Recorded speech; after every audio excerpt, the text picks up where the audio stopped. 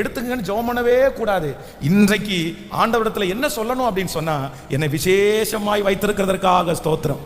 நானும் உம்முடைய கரத்திலே பயனுள்ள பாத்திரம்.